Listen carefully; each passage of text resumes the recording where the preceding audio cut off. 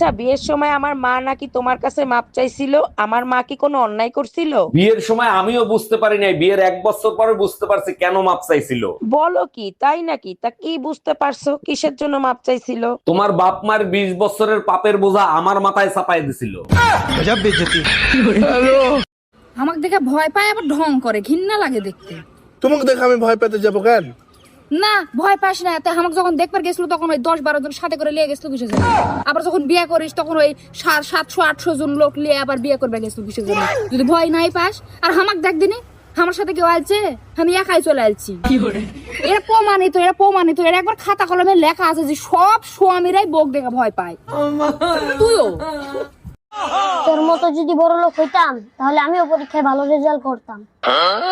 রেজাল্টের লগে গরিব বড় লোকের কি সম্পর্ক? তোর মতো তো আমরা প্রতিদিন দুধ ডিম কলা খাইতে পারি না, তাই আমার রেজাল্ট খারাপ হয়। এডি খেলে রেজাল্ট ভালো হয় কে কইছে তোরে? তাইলে তোর রেজাল্ট এত ভালো হয় কেমনে? আমি যেডি খাই ওইডি খেলে তোর রেজাল্টও ভালো হইব। কস কি কি খাস তুই?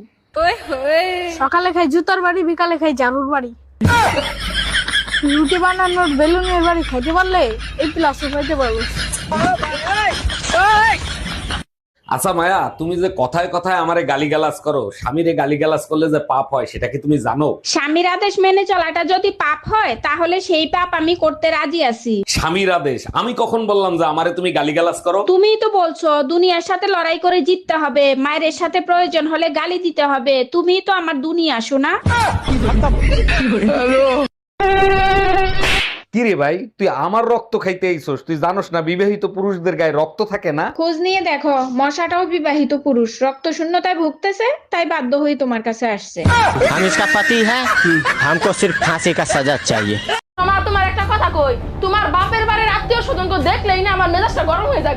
কে আমার বাপের বাড়ির মানুষ কি তোরে খামচা মারছে? না, সারা বছর তাকে কোনো খোঁজ খবর নাই, আমরা খাইলাম নাকি বাঁচলাম নাকি মরলাম কোনো খোঁজ খবরই নিব না। বছর শেষে যখন আমার পরীক্ষার রেজাল্ট দেব তখন তোমার কাছে ফোন দিয়ে জিজ্ঞেস করবো তোর মাইয়া কি পাস করছে নাকি ফেল করছে।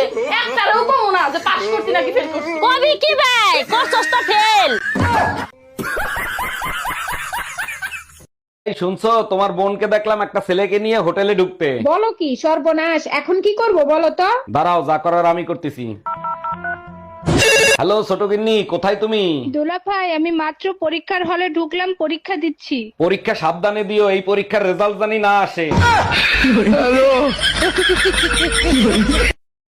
আচ্ছা মা, কও তো এই পৃথিবীতে সবচেয়ে ভালো পুরুষ মানুষ কে? কেডাই আবার? আমার বাপ।